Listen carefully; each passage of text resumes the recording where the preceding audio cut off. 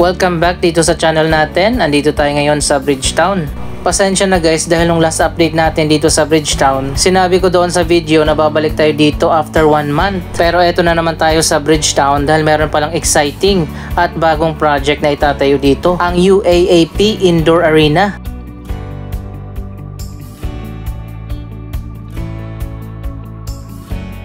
Yes, finally magkakaroon na rin ng arena dito sa Bridgetown. Isa sa pinakabagong project dito na natapos na nga at nagbukas na ang Opus Mall. Ito ang pinakabagong upscale mall ng Robinsons. Dito tayo dadaan sa shortcut area papunta doon sa kabilang side. Connected pala sa mall dito sa likod ang bagong Philly Bridgetown Hotel. Wow, napakaganda pala dito.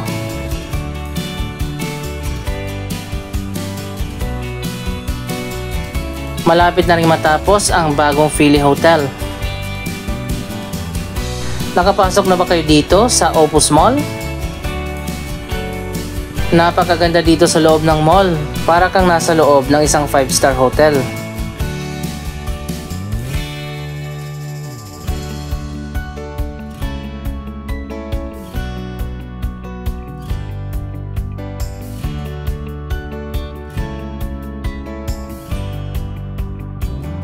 May ilan na rin mga stores, mga shop, mga restaurant ang nagbukas na dito. Pero ang majority talaga ay coming soon pa.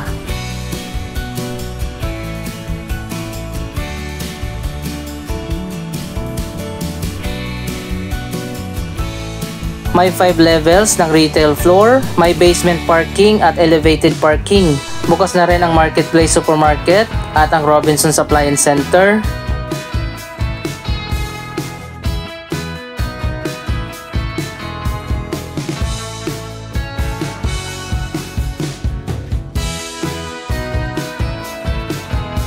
Ito naman ang Central Plaza dito sa 4th floor. Hindi na tayo lalabas kasi maulan.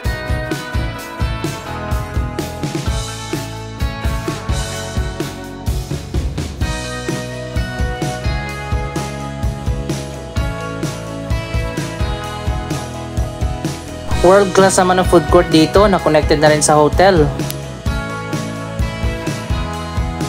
Napakaganda ng interior design dito, lalong-lalo na dito sa food court.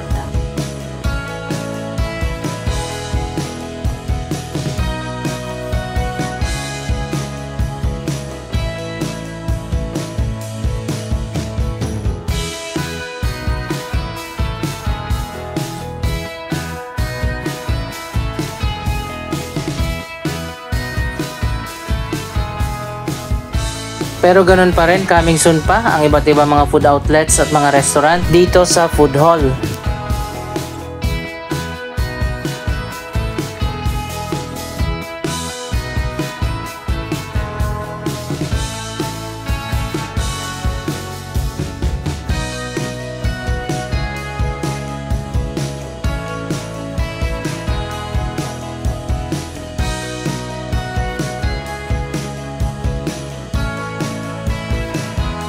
Maganda dito kapag bukas na ang lahat ng mga restaurant.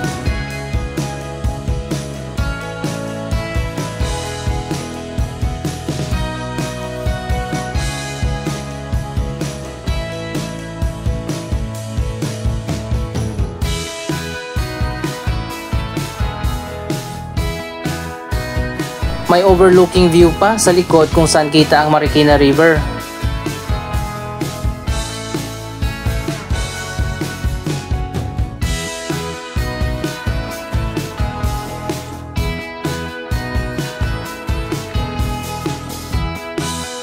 Napakaganda talaga at world class ang bagong Robinsons Opus Mall.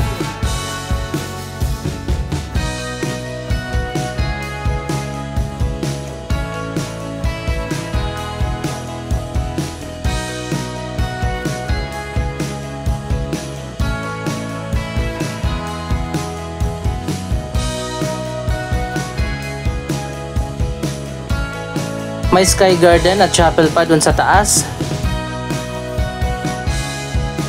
So ayan guys, dito sa kabilang side, malawak pa yung area. Marami pang iba't ibang mga stores at mga restaurant ang magbubukas dito. Magkakaroon din siguro ng department store. Sa tingin ko dito ang magandang area para doon.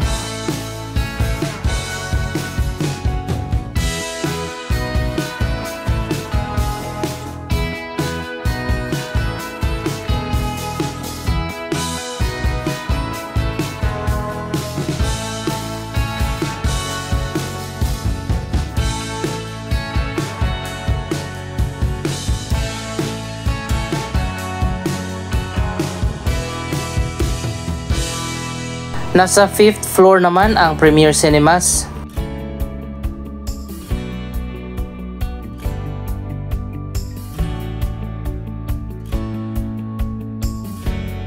Anyway guys, puntahan na natin yung bagong itatayo na UAAP Arena.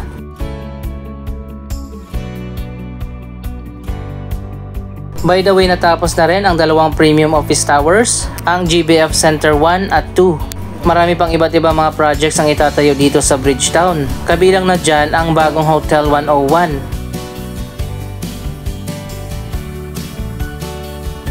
Sa tingin ko dito yung location sa baba ng tulay.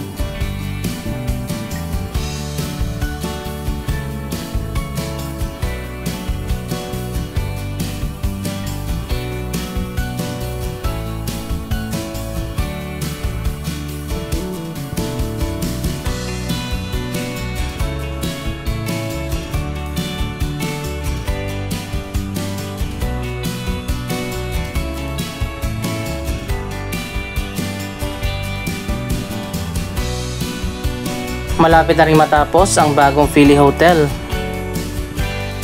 May riverside view din ang hotel.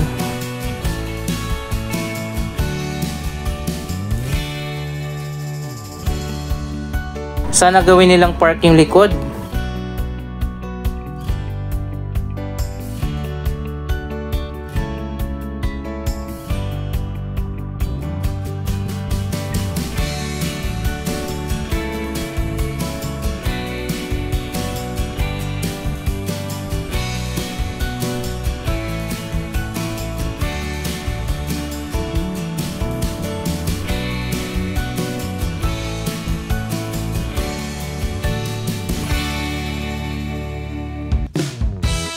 Ang daming basura dito sa ilog, mabuti na lang at merong naglilinis.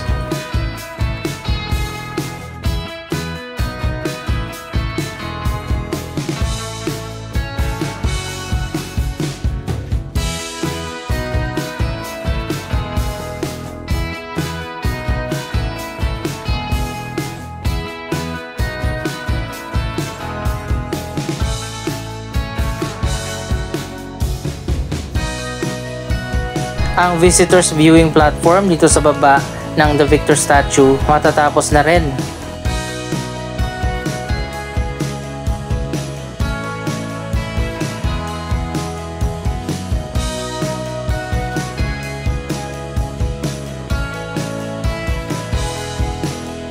Saan kaya dito itatayo ang bagong UAAP Arena? Ikutin natin itong Bridgetown East at tingnan natin ang mga vacant areas dito na possible location kung saan itatayo ang bagong UAAP Arena.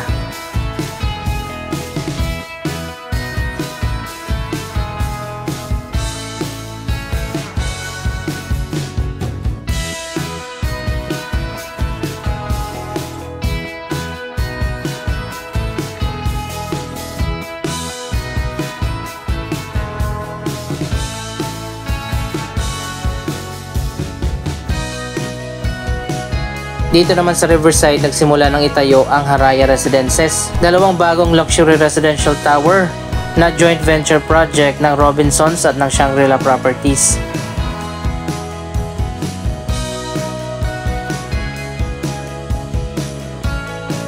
Ito yung isa sa possible location kung saan itatayo yung arena. Kamakailan lang ay nilaunch na nga dito sa Bridgetown ang pinakabagong project. Magtatayo ng 6,000-seater na bagong arena para sa mga laro ng UAAP.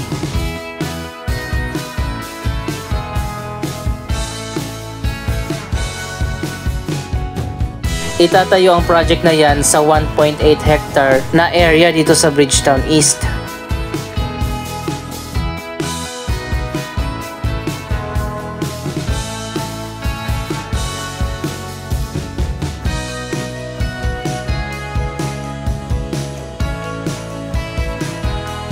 Maraming vacant na areas dito sa Bridgetown East. Doon sa west, isa na lang yung vacant na area, yung Riverside kung saan itatayo ang Hotel 101.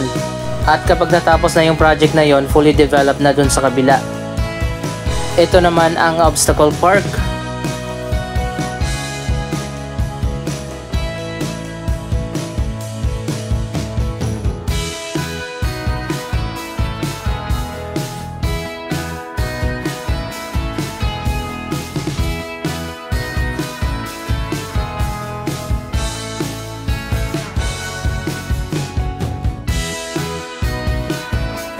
Sa tingin ko dito itatayo ang bagong UAAP Arena. Napakaganda pala at world class ang design ng bagong arena. Kahit na hindi ganun kalawak yung bagong indoor arena, ito pa rin ang magiging bagong tahanan ng UAAP. Siguro dito gaganapin yung mga daily na games. At kapag finals na, saka nagaganapin sa malalaking venue katulad ng Araneta Coliseum at Mawa Arena.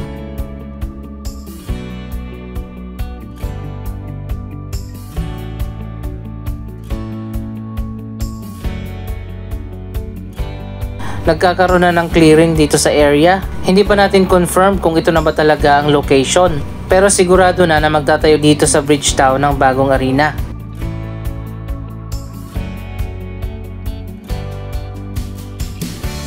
Ang bagong state-of-the-art facility ay dinisenyo ng Asia Design. Ito ay joint project ng UAAP at ng Akari.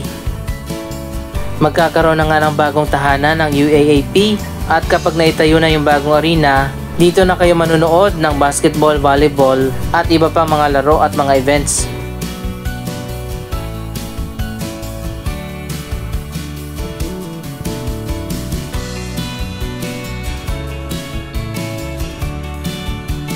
Habang tumatagal, lalong nagiging exciting ang Bridgetown. Maraming bagong project ang itatayo dito.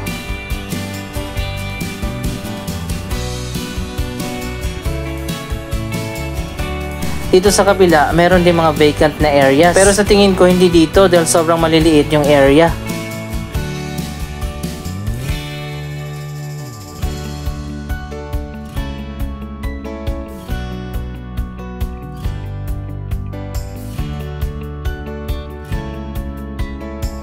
Nandito sa gitna ang night market. Napanood nyo naman siguro yan sa mga previous vlog natin.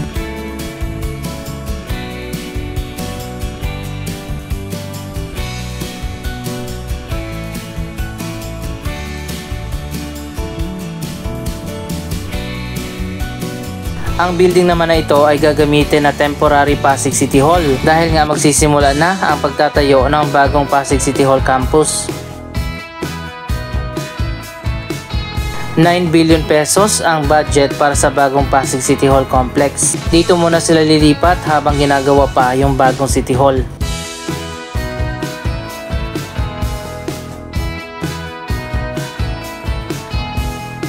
Tamang-tama dahil meron nang football field dito sa Bridgetown at ngayon naman madadagdagan ito ng indoor arena.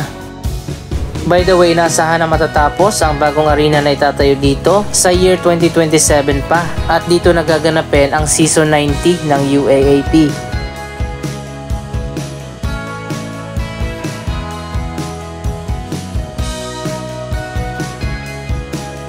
Hindi lang pala indoor arena, magkakaroon din ng retail area na connected din sa bagong arena. Magpapatuloy ang progress ng Bridgetown, ang destination estate ng Robinsons Land Corporation. Abangan pa natin ang iba pa mga bago at exciting na project na itatayo dito sa mga susunod na buwan.